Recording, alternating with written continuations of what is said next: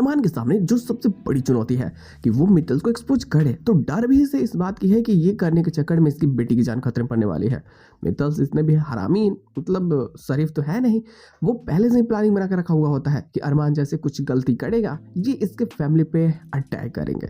और खैर देखो, जो वीडियो फुटेज उनके हाथ में लगती है, अरमान के हाथ में, वो पूरी नहीं होती है। मतलब कुछ चीज़ें उसमें है जिन चीज़ों को देख करके इसे कुछ और ही लगने लगता है कि शायद रजत ने हाथ डाला था महर के इज्जत पे और यही कारण था कुछ। लेकिन अब हीरा को कुछ और ही समझ में आ जाता है कि नहीं, उस रात को महर बहुत ज़्यादा नशे में थी और यही कारण था कि उसने रजत को मारा और उससे सारी चीज़ें पता नहीं चल पाए कि आखिर वो कर क्या रही है। हालांकि ये सारी चीज़ों को लेकर के कहीं ना कहीं अरमान और अभीरा में ही मिसअंडरस्टैंडिंग क्रिएट हो जाती है। अरमान उस चीज़ को देखना नहीं चाहता और अभीरा को पता होता है कि आगे क्या हुआ है।